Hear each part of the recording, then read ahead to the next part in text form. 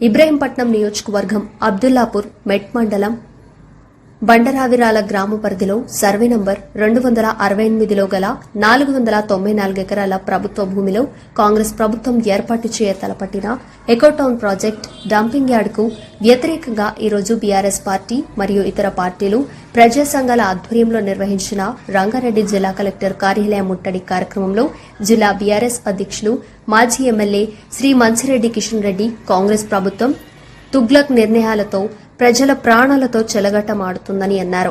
బండరావిరాలలో ఎకోటౌన్ project ఏర్పాటు చేయడం ద్వారా బండరావిరాల పరిసర గ్రామాల్లోని ప్రజలు అనారోగ్యాల పాలయ్యే అవకాశం ఉందని, వెంటనే ఈ ప్రాజెక్టును జనావాసాలకు దూరంగా అటవీ ప్రాంతాల్లో ఏర్పాటు చేసుకోవాలని డిమాండ్ చేశారు. లేని పక్షంలో బండరావిరాల గ్రామం పరిసర ప్రాంతాల ప్రజల తరపున బీఆర్ఎస్ పార్టీ పెద్ద ఎత్తున నిరసన కార్యక్రమాలు చేపడుతుందని హెచ్చరించారు.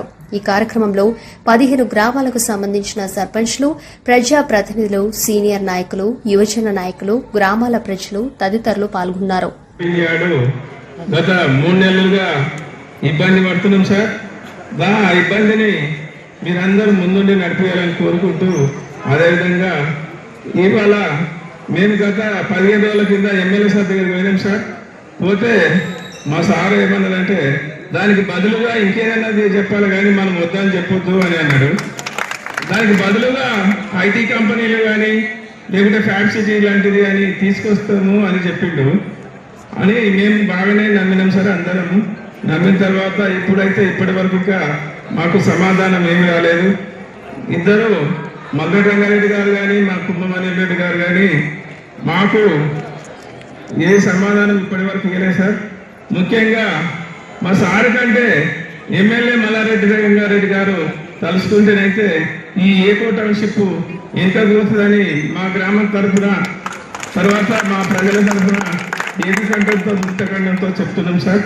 మా అందరినీ కాపాడే బాధ్యత కూడా 494 ఎకరాలు ప్రభుత్వం జీవో నెంబర్ 20 తీసుకొచ్చి ఒక ఏకో టౌన్ అని పేరుతో డంపింగ్ యార్డ్ అని అంటున్నారు.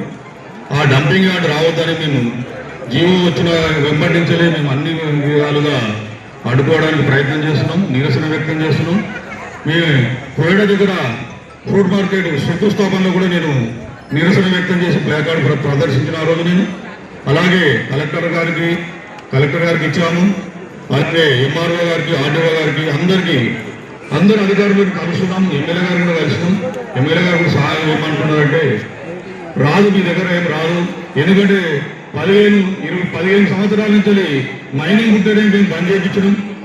అప్పటి గవర్నమెంట్ లో అన్ని నడిచినా కానీ మన గవర్నమెంట్ వచ్చినాక 6 నెలలు మొత్తము అక్కడ లేకుండా చేసినాము, మైనింగ్ రద్దు చేసినాము, లారీలు కానీ క్రెషర్లు కానీ లేకుండా చేసినాము.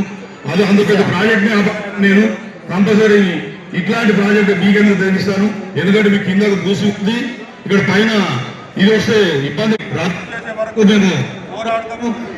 పార్టీలకు అతీతంగా ఈ కార్యక్రమాన్ని కంపల్సరీ మేము రద్దు చేస్తామని ఇక్కడికి వచ్చే అందరికీ నేను తెలియజేసుకున్నాను. క్యాబినెట్ లో పెట్టిన వరకు కూడా ప్రజలకు తెలియకుండా చూసినటువంటి బాధ్యత ఈ ప్రభుత్వం, రేవంత్ రెడ్డి గారి ప్రభుత్వం చేసిందని చెప్పి కూడా తెలియజేస్తా ఉన్నాం. ఇవాళ 1054 ఎకరాలు ఉన్నటువంటి ఆ భూమి ఇక్కడ 494 ఎకరాలు దీనికి కేటాయించడం జరుగుతుంది. ఈకో టౌన్ అని చెప్పేసి జవహర్ నగర్ లో ఉన్నటువంటి ఆ చెత్త డంపింగ్ మీకు కూడా చుట్టాలు ఉండొచ్చు, ఆ ఏరియాలో మీ చుట్టాలు ఉండొచ్చు అందరికి కూడా. ఆ జవహర్ నగర్ ఏ పరిస్థితిలో అయిందో రేపు బండరావుల, చిన్నరావుల కానీ, కోలేటి కానీ ఉన్నటువంటి బాచారం కానీ ఇవన్నీ గ్రామాలన్నీ కూడా అదే పద్ధతిలో రేపు ఎవరన్నా పిల్లని ఇవ్వాలంటే కూడా ఊళ్ళకు పెళ్లి చేసుకోవడానికి కూడా పిల్లలు ఇవ్వాలంటే ఇవ్వనటువంటి పరిస్థితి వస్తుంది అని చెప్పి కూడా ఈ సందర్భంలో మీకు అందరికి కూడా నేను మనవి చేసుకుంటా ఉన్నా. ఆడపిల్లలు అక్కడ పోరు, మగ పిల్లలు ఇక్కడ రారు, రెండు కూడా జరుగుతాయి. ఇబ్బంది పడతారు.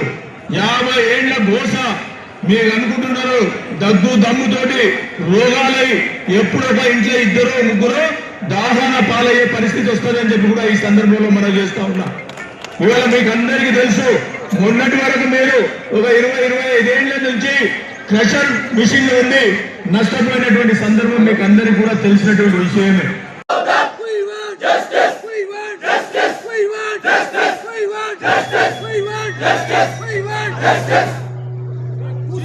20 ప్రభుత్వం వెంటనే నెంబర్ 20 ప్రభుత్వం వెంటనే నెంబర్ 20 ప్రభుత్వం వెంటనే నెంబర్ 20 ప్రభుత్వం వెంటనే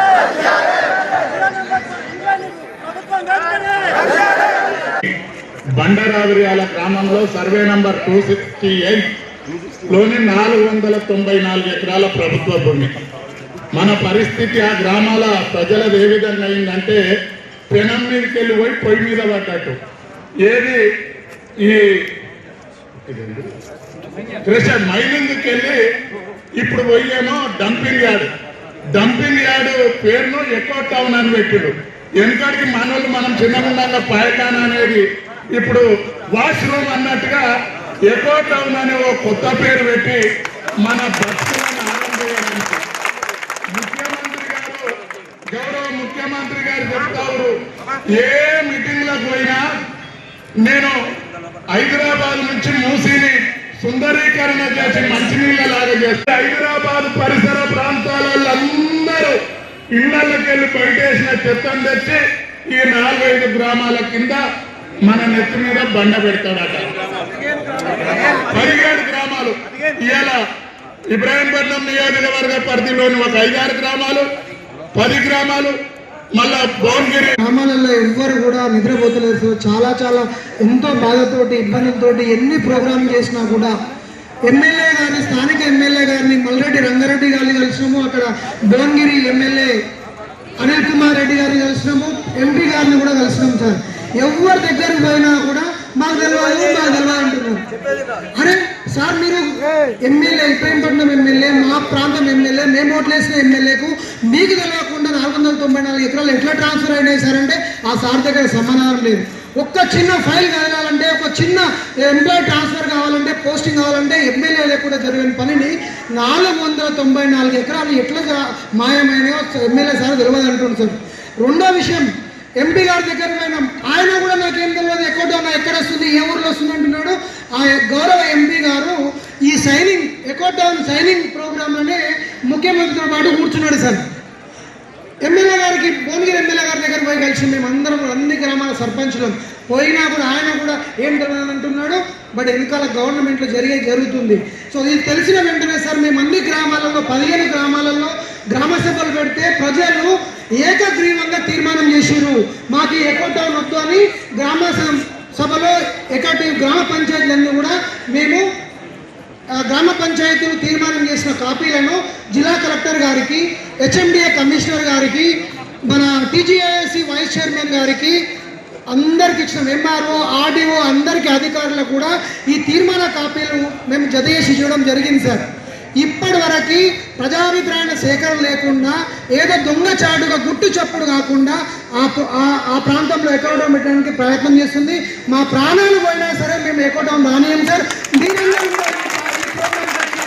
మా గ్రామ ప్రజల తరఫున పేరున మీకు ధన్యవాదాలు చెప్తున్నాం సార్. 494 ఎకరాలు ఓఆర్ఆర్కి 3 కిలోమీటర్ దూరం ఉంది, భద్రాచలం హైవేకి ఆనుకొని ఉంది, చాలా విలువైన భూమి. అక్కడ మీరు ఒక అంతర్జాతీయ స్పోర్ట్స్ విలేజ్ కట్టండి, ఒక యూనివర్సిటీ కేటాయించండి, ఒక సాఫ్ట్వేర్ కంపెనీ కొట్టి కేటాయించండి. హైదరాబాద్కు దగ్గర ఉన్న ఓఆర్ఆర్కి 3 కిలోమీటర్ దూరంలో ఉన్న దాంట్లో మీరు డంపింగ్ యార్డ్ పెడితే మా 15 గ్రామాలను మీరు ముంచినట్టే సార్. ఏది ఏమైనా కానీ ఎమ్మెల్యే గారు కానీ, ఎంపీ గారు కానీ, ముఖ్యమంత్రి గారు మా ప్రాంతానికి వస్తుందంట, ముఖ్యమంత్రి కూడా గౌరవ చేస్తాం మేము గ్యారంటీగా.